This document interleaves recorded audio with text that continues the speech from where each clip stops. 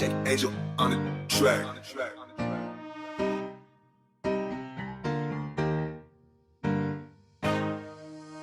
Welcome back. Blame It on the Bogey, episode 2. Guys, can you believe we made it to episode 2? I can't believe we had listeners. Episode 1. Yeah. Can't believe we made episode 1. What a terrible idea. Yeah. And now we're obligated to keep recording these shows because people actually listen to it. Yeah, shout out to our family members who keep listening to our podcast. Yeah. And keep thanks. getting the numbers up. So how is everyone? I guess it's been 2 weeks since we first discussed. How are we? How are we feeling about our games currently? Currently, I am feeling awesome. Mm-hmm. My last 2 rounds have been not only under 100, Oh. but I cracked 90. I got 89. You cracked 89. 190 in the same round, right? The Yes. first time you got it, yeah. I did. It's pretty impressive. That's way better than your 93, Dan. I think if we looked at the slope and ratings, it wouldn't be. Doesn't matter.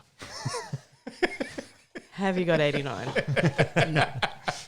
What about you, Dan? How you feeling? Yeah, look, I'm probably a bit in the middle. I had probably 1 week funk during the last 2 weeks, but now I feel like I'm not far away. I'm having decent rounds with my typical meltdowns. Mm-hmm. But only two whole meltdowns, not 3 or 4. Yeah, sometimes. I mean, I've actually practiced a fair bit the last 2 weeks, and I'm definitely striking the ball a lot better. Mm-hmm. I'm a mental midget. Yep. Yeah, we can get into that a little bit later. Jimbo, how you feeling, mate? Yeah, good. Really good. Do you want to tell the listeners about what happened to you last night? Yeah. Mm-hmm. Can we maybe start, maybe the first week?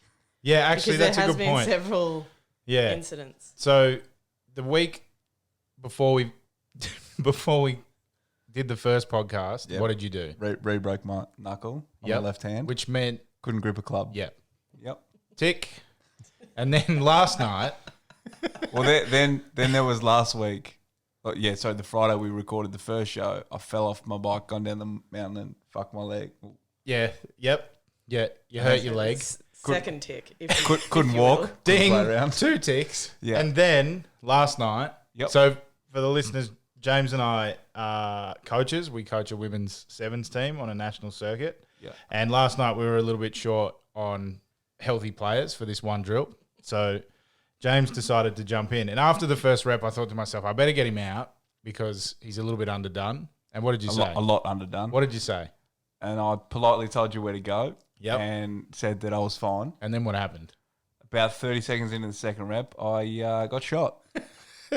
Tore your hamstring. Yeah. Mm. Yeah, went twang. And then tried to play golf this morning. Yeah. Yeah, managed 9 of the 18 holes, but had to get a cart. And what do you think? What did you think about his game this morning, Dan? It's the best I've ever seen him play, to be honest. To be fair, he's not far off. But I think we've glossed over the real big news in James's life. Mm. 2 things. A, has a driver. Mm-hmm. Still hasn't hit the driver out of the middle of the club face yet, but he's got one. Mm-hmm. Yeah. B, new clubs. Yeah. Yeah. Yeah. Yeah. Yeah. So, Talk to us about just quickly, the one lengths. yeah. Just talk to us about them. Talk to us about the concept, why you got them, Yeah. and how you've been hitting them so far. Yep. Okay. So I got them because to add on to one of my original injuries, I have a pretty terrible shoulder. And so swing is not really my friend. Mm-hmm. So I saw one links and I was like, oh, just need to figure out one swing and I'm fine. So that was the reasoning behind them. And obviously a bit of a Bryson fan. Mm-hmm. Obviously can't hit a bomb like Bryson. Not that he's hitting bombs. Neither at the can moment. he at the moment. Yeah. So when they arrived this week, Yeah. I unboxed them and surprisingly they were all the same length. He did check them on a number Yeah. of occasions. And yeah. I knew when I unboxed them they were all going to be the same length. But Erin was there when I put them on the ground and they were the same length at a different angle on the face. It was one of the weirdest things I've ever seen in my life. Yeah. I was very confused. I'll support you on that. I did the same thing. I picked Yeah. up the 4-iron and the pitching wedge and was like, nah, this isn't right. Yeah. What I find interesting though is the first time, took the clubs downstairs to the University of Canberra High Performance Golf Centre. Yep. And James and I are having a go of his new one lengths, and we didn't realise Crushing them. one length actually means you hit them all the same length. If you know what I mean, James. One distances. Yeah, one distance. So We hit the 8-iron and the 4-iron, the same distance. It got to the point, and the balls are shanking all over the place because we're obviously two rubbish golfers, and then everyone has that moment where they start making excuses for themselves. So for me and James, it was, I think this golf simulator is broken. Definitely the simulator. And then our mate came downstairs, who's I think he's a 12 handicap or something like that. Yeah, shout and he's out like, Jovi. "Oh, yeah, give me a try." And he's like, "No, actually, the golf simulator's fine when you're hitting the 4-iron 230 meters." And Yeah. a metre and a half offline. Yeah, And so, we were hooking him a good 45. yeah, it was, Was he much. banned after that? Get out. Yeah, we kicked him out of the He simulator. basically Yeah. just dropped the club like a mic and walked out. Yeah. Said, no, there's nothing wrong with these. Walked out. Since then, James's ball striking with the one lengths has improved, though. I'll give you that. No, my ball striking this morning was all right. We spoke a little bit off air. I think it was the sheer fact that I was scared of tearing my hamstring Again. even further, that I didn't swing very Yeah. hard and just focused on actually hitting the middle of the club, which paid dividends. Yeah. Can you recall the first hit you did with your driver and where it went? Up. I'm pretty sure it went up. So we were there for the first swing of the driver Oh, yeah, no. at Uwani. So I was thinking the first hit in the high performance center. Yeah. If anyone knows Uwani, my first ever hit with it hadn't hit anything. Straight out of the wrapper on the first tee, sliced it onto the other side of the ninth, which those who don't know Uwani is a good 2 fairways over. That's 2 fairways. Yeah, it Yeah. goes 110, then Yeah, I mean, it went a long way. just Yeah. at a 90-degree angle. still- I mean, the Cobra speed zone. Yeah. Ripped it. Yeah. Just the wrong way. Just well, so I've been a little bit slack in getting out to the course. So I got out today. I had a decent day. So there's some progress which we'll talk about a bit later with some of the stuff we were talking about in the last pod. But I've spent a lot of time in the UC High Performance Golf Centre, and Out of work hours, of course. yeah, obviously out of work hours. And what I really like about it is all the information that it gives you. So, club head speed, I guess if you're into that sort of thing, that's fine. But for me, it's the angle at which I'm swinging. So it gives you a degrees, coming in at 4 degrees left or 4 degrees right, whatever. So that's the stuff I pay attention to. And then some of the spin rate stuff as well, which I guess is a good segue into our first competition or part of our first competition, which is the long drive contest.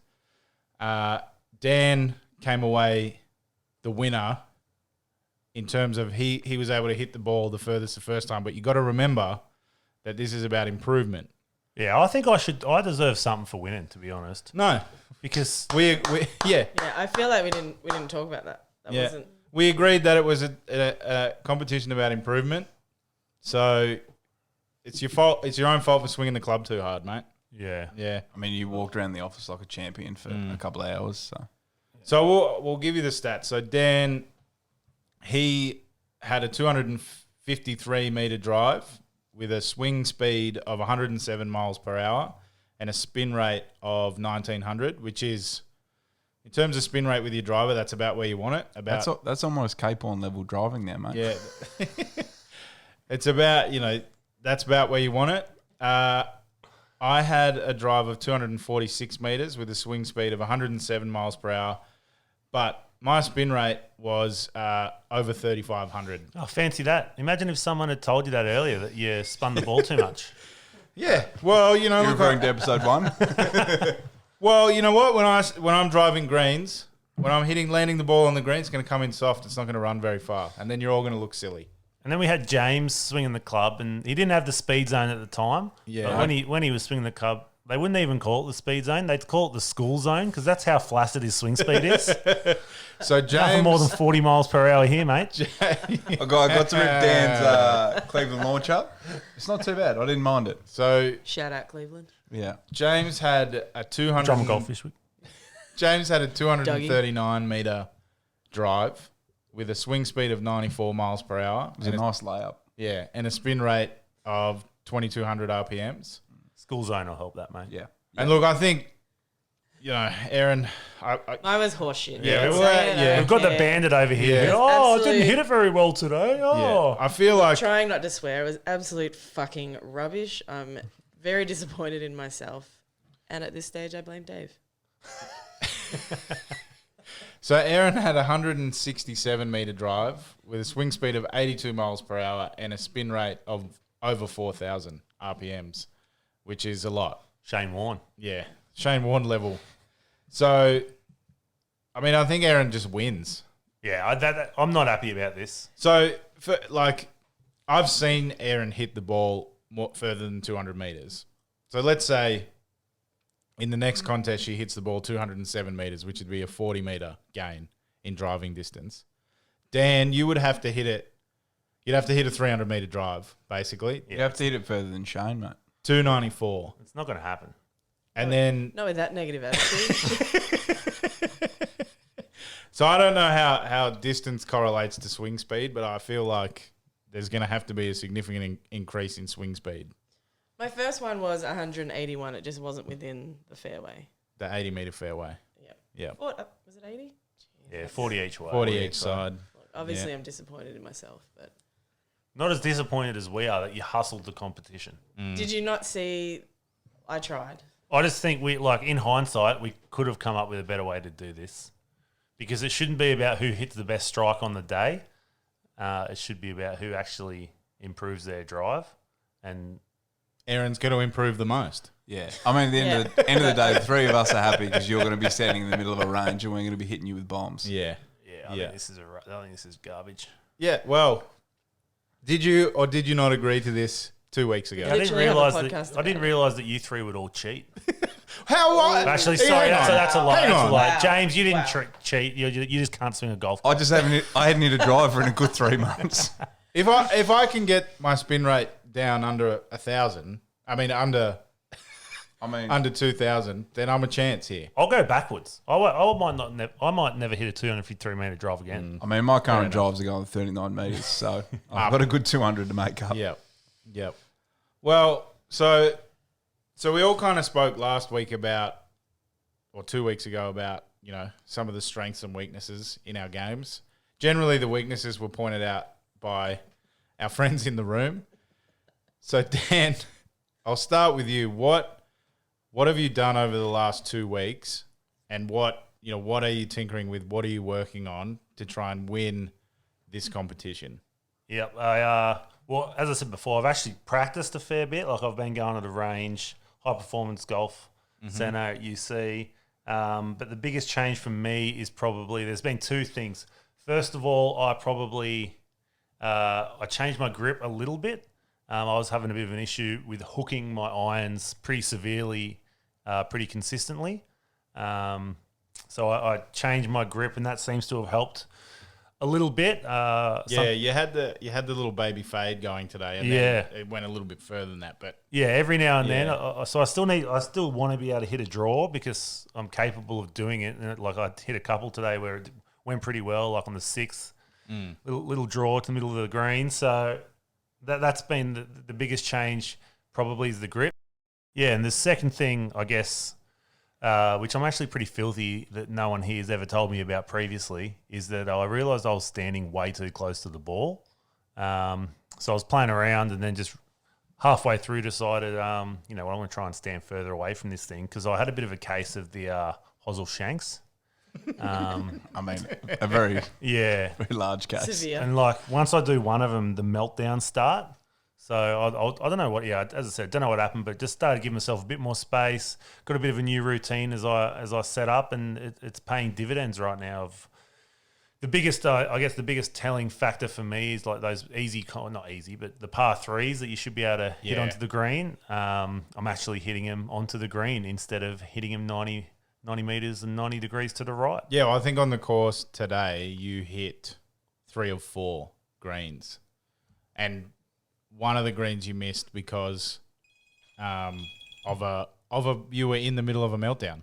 Yeah. I melded down because I don't know. So because when I stand too close to the ball, that's when I really go like kind of a out to in swing path to try and make sure I make contact, and that's when I either hosel, shank it, or just completely kind of slice across it. Yep. But yeah, I'm trying to get rid of that, and then when I do, I should be good to go. Should be the best golfer in the room, maybe.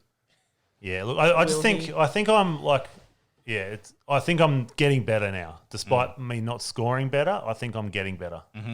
All right, Erin, what about you? The last 2 weeks. So week 1, I would say that I played comp at Ioane, had a fair meltdown.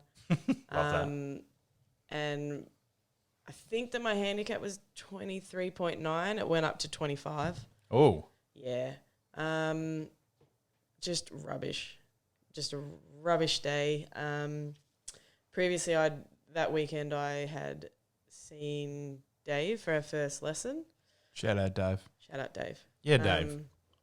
And he just basically changed my swing a little bit, which then went on into the longest drive swing change. Yeah, because you were kind of in the middle of adjusting that, right? Yep. So I got the new swing, or the new how to help my swing sort of 3 days earlier, and that carried over and got my rubbish 167, which I'm not overly impressed about, but we move on.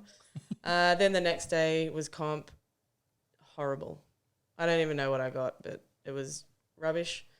Then tried to sell my clubs on Gumtree, no offers, which was disappointing. Too much stink on them, I guess. Yeah, that's fair. And then I actually had to do a quick trip to Bendigo for a wedding, and then played golf with a friend, Wixie. Shout out Wix, if he listens, he will, because I'll send it to him. And got shot 89 at the Belvoir Park. Yeah, so it all just kind of came together. Which is a child's course. Yeah. Yeah. Which Dan still hasn't played and still hasn't got under 90. So Yeah. and which is fair. Yeah, came back to Canberra on Sunday, and then had comp on Tuesday and got 43 points. Ended up winning the comp, and my handicap $30. Yep, $30 into the account, and my handicap's gone down. And what's it sitting at right now? 21.7. So I've dropped Damn. 2.2, I think. 2.2 bananas. All right. Jimbo, what are you working on? Well, obviously we've discussed my lack of ability to get on a course and play proper golf. Yep. And I So guess are you working on that, or? Yeah. Yeah, okay. Yeah. Yep. I've definitely Googled a physio. But that's as far as I've got. No, so really working on my upper body, I guess, and that aspect of the swing. So trying to get more control through my wrists and a little bit more rotation through my wrists, because obviously I don't have great rotation through the rest of my body. Or any rotation. Yep, that's fair. Yep. That's why you got that half swing. Yeah. Yep. Yeah. So, just trying to work on getting that middle of the club feel with my hands, and then once the rest of my body gets back into gear, I can really start to rip it all into motion. But I think the two of you this morning would say my ball striking has improved. Yeah, I think the one lengths have definitely helped you, and A real club. I think your point earlier about trying not to hit the cover off the ball because you were concerned about your leg falling off, that has clearly helped you keep the ball moving straight as well. Yeah, because I'm not swinging over the top of it or chopping down inside it. Yep. And spraying it left or right. And not playing with the driver. Yes, I didn't play with the driver today. Yeah. And look, I give you crap all the time, but it's easy to keep irons in play, obviously. Yeah. Yeah. But that's definitely a method. Like, I'm interested to go around and play with no driver myself at some point. But I feel like we should do 3 sticks and a putter. Maybe that's a challenge. So we pick 3 clubs and 3 clubs plus a putter. Any 3. You want the driver in the bag, you can have it in the bag, or you cannot. I think, Jimbo, me and you had a conversation the other day, which I'd like to touch on. Because I asked Jimbo, what are you going to do to try and get better? And then he said, I'm just going to practice. And then I said, what about lessons? He's like, no, I'm not going to get lessons. And I think I said something along the I lines. did say that. Can confirm. I think I said something along the Didn't you lines. say that on the podcast? Yeah, he did. But Yeah. I thought he was like kidding himself. So I Yeah. said, "Oh, yeah, if you don't get lessons, you have zero chance of winning this competition." Tell us why you don't think you need golf lessons. Exactly. I can't remember exactly what I said to you but it would have been something along the lines of, I don't need someone to tell me what I'm doing wrong. No, I believe it was something along the lines of, I don't need a coach because I'm already a great skills coach. I did say that. Yeah. And I said something. Okay, no. I know what you're talking about now. I know what you're talking about. And I said something along the lines of, "That's fine. You're actually not an expert at golf. Like, trust me. Yet you think you can teach yourself better than a golf professional can." I mean, that's not really the point I was trying to make, but the point I was trying to make is that I think I can break down my swing and teach myself skill execution better than me paying someone else to do it. I want to come back to this. It's Feel just like a there's a- ludicrous. Yeah. Feels like there's a lot of anger in the room. But if you balance it with it's costing me nothing to try and teach myself versus paying a lot of money to try and get somebody else to teach me. Yes, them for $0 would be better than me for $0. Like 100% agree. But it's pretty easy for me to balance the equation. So your whole argument is around a cost benefit Yeah. analysis. 100%. It's why I don't go to the physio. I'm not saying it's sound Why would logic, you but need it's to go my to the logic. physio? I guess you can But teach yourself the adjust it. skill of treating a torn hamstring. better. Yeah. I mean, it is a skill. I'm already working on it. Okay. Well, so I've last time on the podcast I spoke about needing more rotation. I've started doing that. Erin was actually nice enough to let me borrow a video that Jan Legg had put together. Shout out to Legs. Yeah. Ooh. Shout out I Jan. didn't think we were sharing Jan. Ooh, Leg. yeah, I didn't know. Yeah. I didn't know What's this going was a on thing here? either. So Yeah, I well, think what there's a bit of happened- collusion going Hang on on. at the I table. think so. What's happened? What is now? Jan knows my hatred for mobility. Yep. What? Hatred for Dan. Unbelievable. She knows my hatred for mobility, and when she used to make me do partner stretches, I Yep. would get very angry. Mhm. Worse than being hangry. Like I hated it. And so I believe she tagged me in this video on Instagram as a joke. Yep. And I'm like, Liam said that he actually wants to be like a bit of a pretzel. So Yep. I may flick it through. Yep. Don't get defensive. I can flick it through to you guys too if you want. No, don't. Nah, it's Because fine. I need it. I need it. I'll teach It's myself. It's my. I'll teach myself.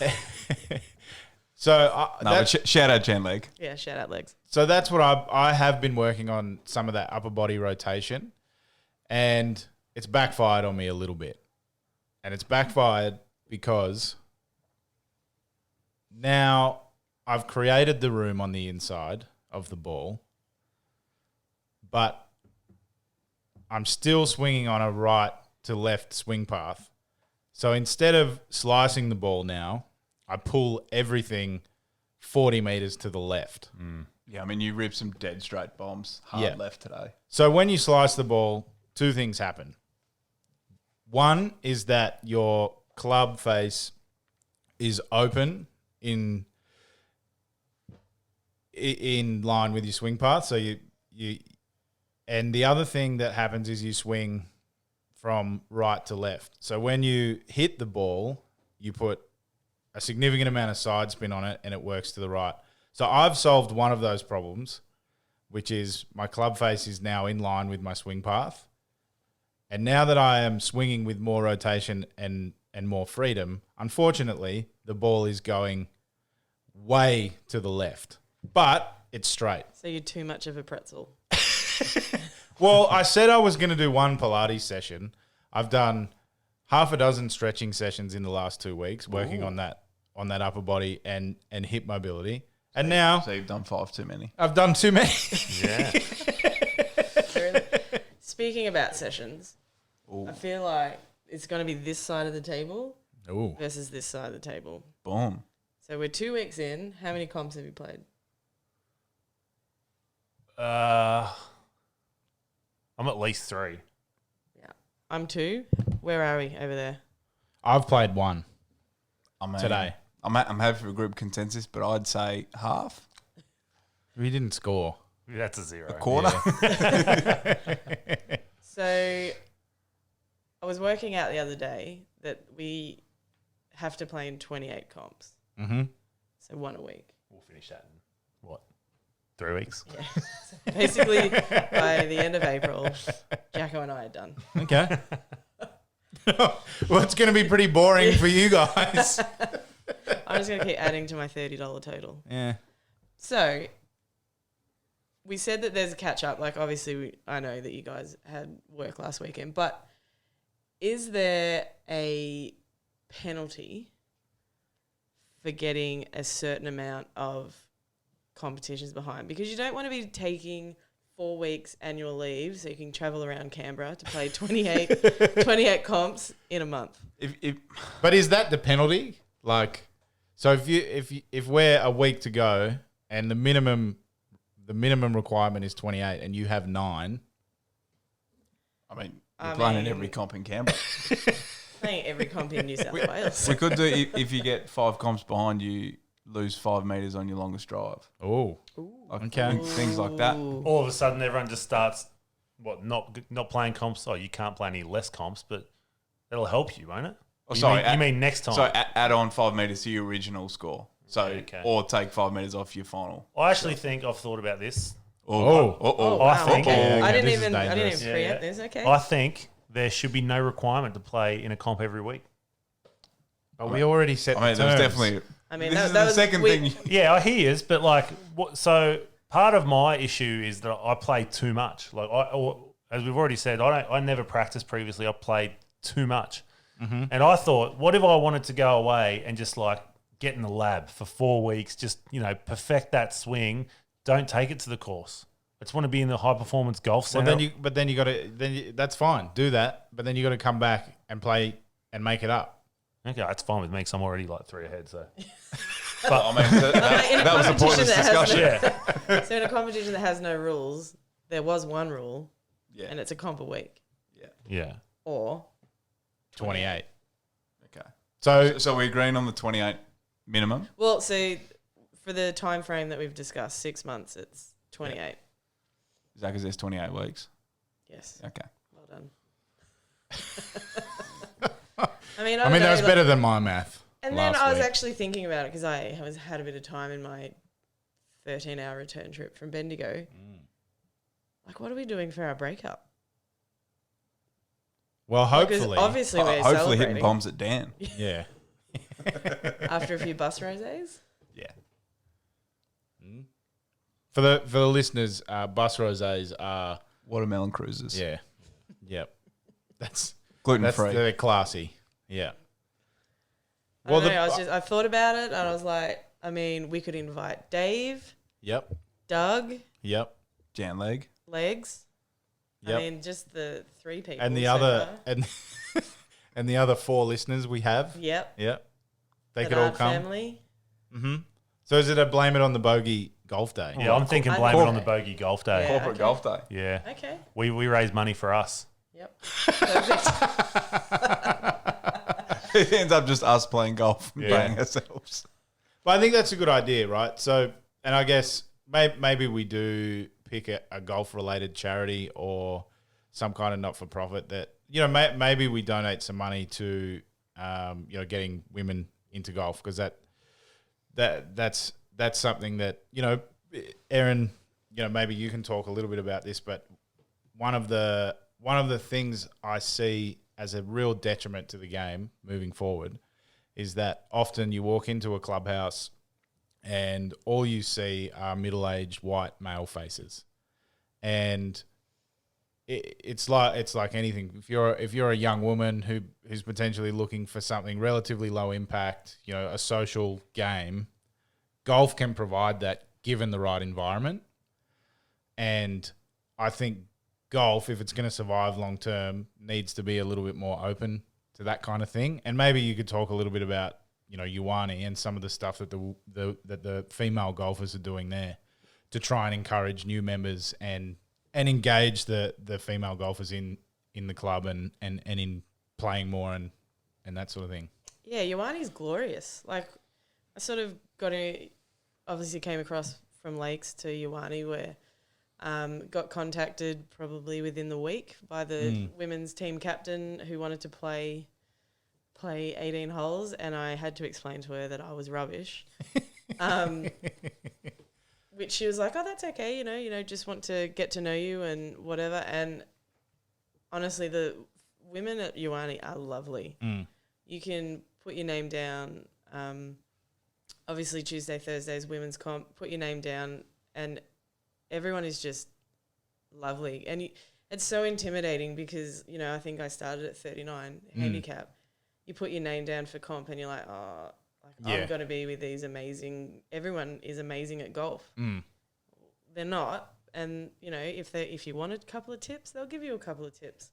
And I spoke to my dad about it, and he was saying how, you know, you'll get annoyed because you'll be playing with older women who can hit the ball straight, but it's 100 meters, and that's exactly what they do, and they'll beat me every week. But they're just lovely. We had a new members day where they explained Stableford, and then we all went out and played 9 holes, came back and had a couple of beers and some lunch. Love that. But yeah, they do a lot of ladies open days for all the golf courses around Canberra. So a couple of weeks ago we went to Royal, had a meltdown at that course, never want to go back, wanted to burn it down. Took me 8 shots to get out of the bunker on our last hole. Still haunts me. Again, nearly gave up golf, but there's heaps. There's like Goulburn, there's Queanbeyan, and Ioane are having a women's day, and it gives you the opportunity to meet new people and go to clubs that you might not have gone to. But we have our club champion, I think, is 18. Yeah, Taylor Ellams. Yeah, especially after Corona and everything's happened, I'm assuming that those girls would have been going to college. But yeah, I think that's right. Yeah. Yeah, so I feel bad for them. I don't know what the, amateur tours like around Australia, or how it is that they go about, I think they have a, obviously being amateur, self-funded. I think there's a way for you to qualify for the Australian amateur, and then the winner of that, or the top players in that, then qualify for the Australian Open as amateurs, and then you do well there. There's a roadmap then to get a tour card, but it is challenging, amateur golf in Australia is challenging, particularly if you're not going to go that American college route, because you do have to self-fund. So you get a US scholarship, don't have to pay for anything. You got swing coaches, you've got a high performance golf setter, simulator. If you go to Stanford, you can probably give Tiger Woods a call, and he'll come in and do some work with you. I don't know, but one of the biggest challenges I see golf having is attracting young people, particularly young women, and then hanging on to them.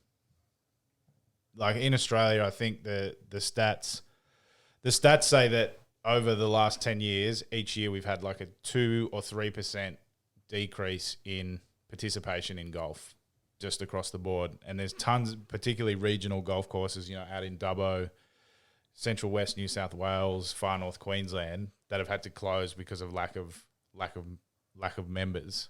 So one thing that I think I would like to achieve with this podcast is to show people that it's fun.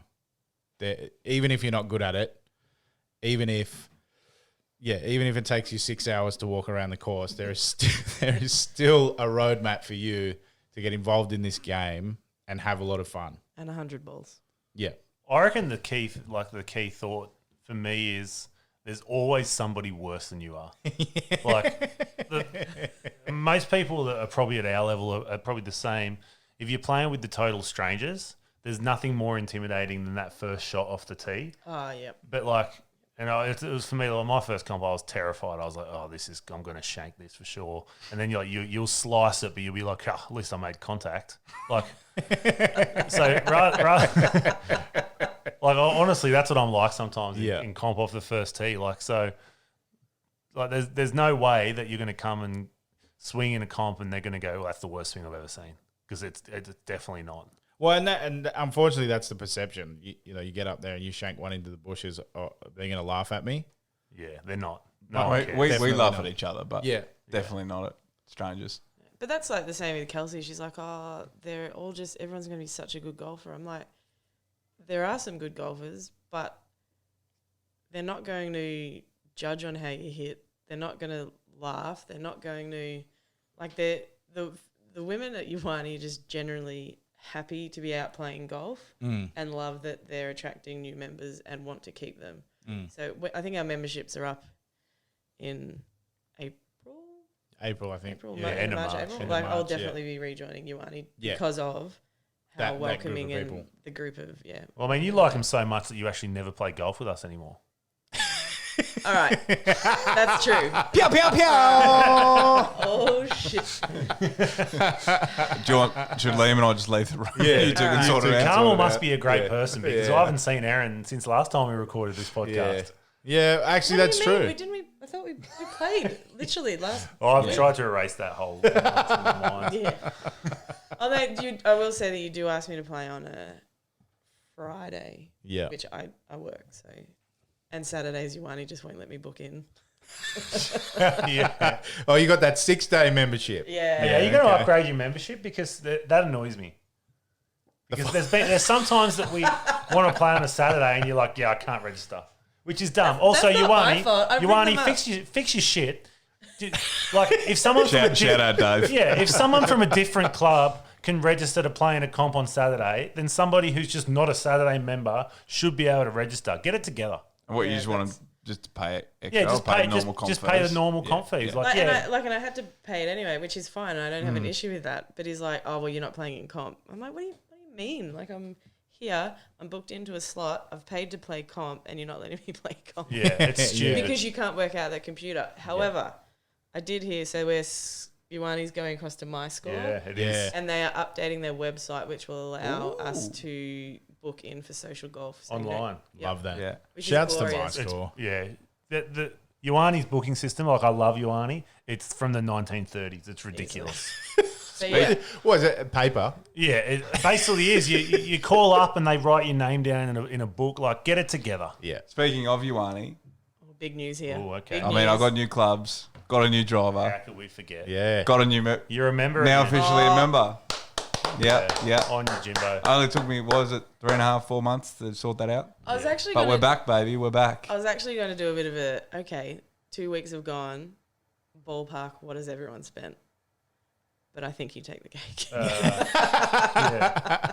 I think Yeah. mine has just been mainly the driving range, which can get like I've been to the range probably in the last 2 weeks, maybe 5 times. Wow. That's $100. Yeah. Like it gets expensive, Yep.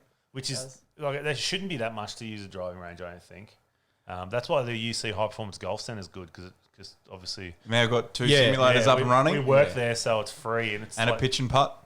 Yeah, I don't know. There's got to So- be some. So I mean, if you count, I guess for the listeners, one of the projects that I was put on by our boss was to put together this high performance golf center.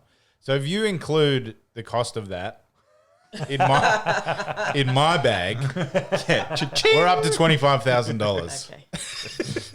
So I'm second. Okay. All right. Yeah, that's okay. Yeah, I mean, but I probably won't spend any more money on anything. Maybe just more Greg Norman polos, but that's about it. Well, let's go back to this. Like, Erin, you've had 2 lessons now. Then, like, can you comment on James thinking that he can teach himself better than a professional can? I mean, again, that's not exactly what I said, but for the sake of the argument, happy with it. I don't look. I mean, I don't know if he can stop being injured for 28 Good point. comps. Good point. So But the back I don't end know of, if the yeah. I yeah, don't know the if back end of the physio- comment I made to you was that in footy, like, Some aggressive pointing happening here. sorry, yeah, I'll put that away. The point was I made that if I don't think I'm the best person to coach a player a skill, then there's no point in me coaching them. I'll just send them somewhere else. So if I can get that in my head with golf, which I agree with you, 1-on-1, no cost involved, I'd be smoked by a professional every time. But that weighs into the CBA. But the return on investment, Yeah, Jimbo. it's ludicrous. So you're doing a cost benefit analysis. But why is it ludicrous? You have no chance to win this competition if you don't get a lesson. Zero chance. You know that's only going to make Now him you've just not want to get a Jesus. lesson All right, more. now he's not going to get a lesson. And he's going to come last. Like, there's no way if you don't get a lesson. I mean, at the end of the Have day, you seen his pegs though? This Might could be all this right to could this score. could actually be high level strategy from Dan.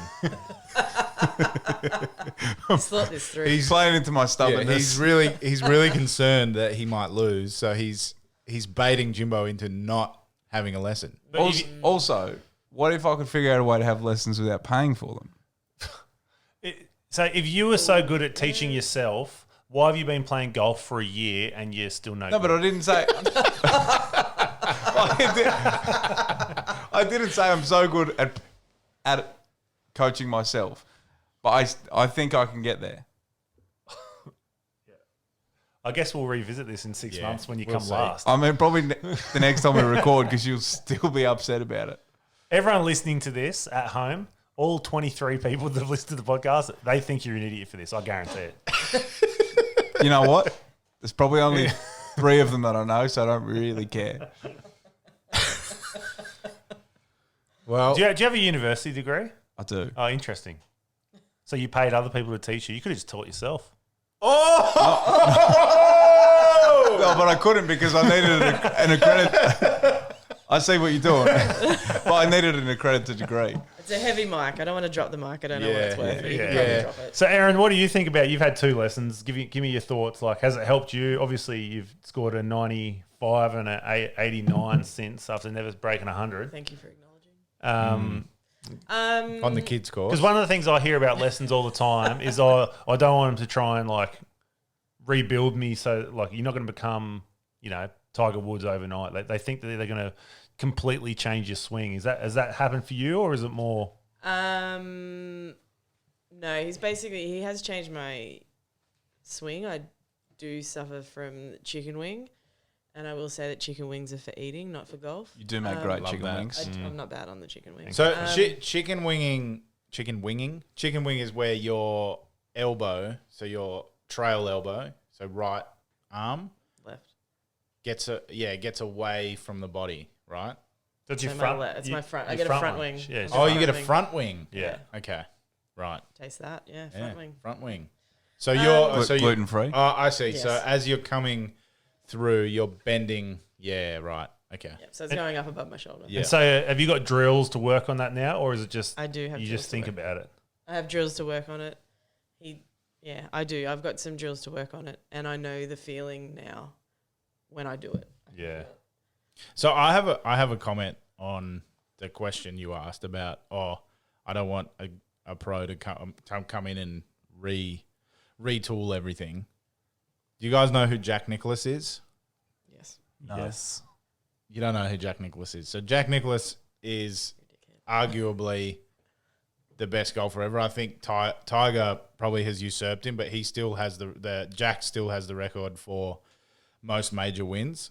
Every year at the start or in his preseason, at the start of the season, he would go back to his coach and he would ask his coach to teach him the fundamentals of a swing, like as if he was teaching a child. So take it right back to the basics and let's start from there and let's work forward from that. So I know personally that some of the stuff that I do, particularly around my grip, is not conventional, but it works for me. But I know that if I go to a pro, what they'll do is look at some of that and go, well, here are 2 or 3 things that we can tweak to make it more consistent, because that's my issue. And that's what Dave does. Like he just said, what we'll do is we'll just change this part of your swing. Yeah. And yeah, it took me a little bit. I think the first week I was too bent over. My knees were bent, and where I was hinging, it was too far forward. So he got me to stand up straight. Now I probably took it too literal on standing up too straight. straight. Yeah, and wasn't hinging, so I was topping the ball. But now I know, okay, well, yes, I can give myself a bit more room, hinge a bit more, and now like I am striking them well. Like Well, you won a comp. yeah, I did. Yeah. So $30. I mean, that's not on. There should definitely be more than that, but I'm just happy I won. Yeah. And I'm like, yeah. play on. So yeah, But yeah, he did just give a couple of things each lesson and just go away and practice with them. And he's given us a couple of drills and yeah. And I think that's good coaching to me, is picking something or, you know, a couple of little things that we can tweak to make you more consistent or to allow you to achieve the outcome that you want. I can't see a pro in the world looking at your swing and going, that's fucking rubbish. Let's start again. I just can't see that happening because that's not going to be fun. That's not going to be fun for anyone. It's not going to be fun for the pro. It's not going to be fun for the player. So I don't like that comment. I know it's not your. I know it's not your comment, but I've heard that comment before. Yeah, because people think they're going to come in and just break your whole thing down. Like you've kind of got your swing, like it is what it is. Yeah. So I guess they try and improve it rather than they try and like improve it rather than start from scratch. And the other thing is, if you get overloaded with too much information, you're not coming back. No, that's totally right. Like you're dead. Like the lessons are done. So are we comfortable just revisiting an earlier point? Blame it on the Bogey Golf Day, and we identify not for profit or go to Golf Australia and go, this money for this golf day, we're going to donate towards some kind of campaign to get more people, young people, involved in golf. Well, what about like if becoming a golfer in Australia is really hard? Do we try and sponsor that chick from Ioane if she's having to pay for her own stuff to get around? I actually wouldn't mind. Or both. So this is a really interesting point because the US Golf Association just changed their stance on amateur golfers. They are now able to take sponsorship money. Oh, that's good.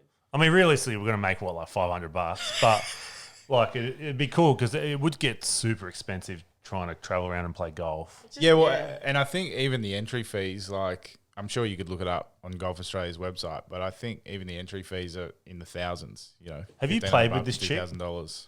No, I was up in Townsville when when Ioane had a I can't remember what the comp was. It might have been Christmas Day, and she sat on, I want to say it was the 17th, and you could pay her $2 to hit your shot for you. Yeah. I think she put it in the hole. Sorry, not in the hole. She put it on the green every time. But yeah, so like I've never played with her. I've heard that she's lovely, and I think we need to get her on the pod after we get around with her. I think so. Yeah. Okay. Let's do that. So let's blame it on the Bogey Golf Day. Date to be confirmed. We will do it at Ioane because that's where we all play. Featuring Dave the Pro. All members and now. Doug from Drummond. From Drummond. Probably could get a few people. They don't know they're coming yet, but we'll get them in. Yeah. The information for that will go up on thecover.com.au and through our Instagram feed, I guess.